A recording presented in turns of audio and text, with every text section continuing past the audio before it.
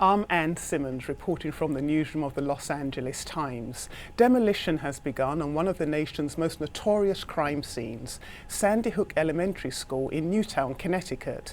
It is a campus where 20 first graders and 6 school employees were massacred by a gunman last December. The teardown of the school has been shrouded in secrecy as town officials determine how best to move forward after the tragedy. Times staff writer Tina Susman recently visited Newtown and joins me to discuss how people are coping and the steps they are taking to help with the healing process. Welcome, Tina. Hi, Ann. Tina, first of all, why has the demolition of the school been shrouded in secrecy? Well, they didn't want this to become a public spectacle. They felt that it would make it easier for the families of the victims, many of whom live near the school, if they did not have a lot of press and public standing there watching the whole thing. And secondly, they wanted to make sure that nobody is able to profit in some ghoulish manner by getting into the site and, stealing a piece of brick or something and then later putting it online for sale. Right. Was there any opposition to demolishing the school, and is a new school going to be erected? There was substantial opposition, certainly in the beginning, to tearing down the school. A lot of people argued that, first of all, it was too expensive. This project is estimated to cost over $49 million. And secondly, a lot of people said, look, the best thing for these kids that were displaced from Sandy Hook and sent to another school is to get them back there as soon as possible.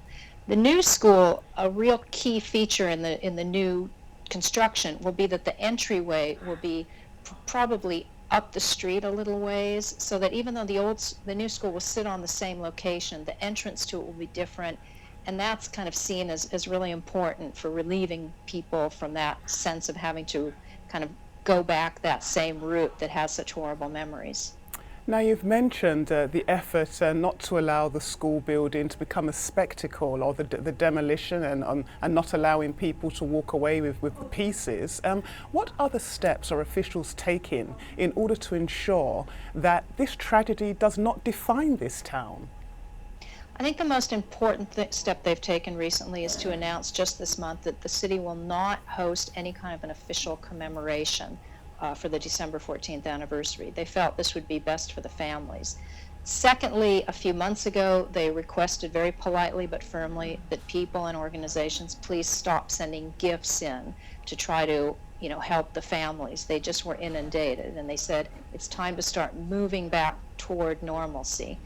And the other thing that I think they've really said is important is just that the town, while it never can move on, starts to move forward. And that's been a real constant message that I heard the time I was there. Well, it's got to be incredibly difficult not to allow this tragedy to consume you. Tina, what else are officials doing in order to try to ensure that this tragedy does not define Newtown? Well, one thing I think that's interesting is they still have not come right out and made any big announcement about a formal permanent memorial to be built in the town. They decided to tackle the practical issue of the school first, and only in the last few days have they even announced a commission to plan a memorial. I think that really sends a message that while they know that this can never be forgotten, they don't want the memory of it to kind of overshadow the city forever. And that's where this idea of moving forward as opposed to moving on comes in. You hear that a lot from people when you talk to them in town. We can never just forget this and put it behind us, but we have to move forward, and we're taking the first steps toward doing that now. Well, thank you so much, Tina, for your insight.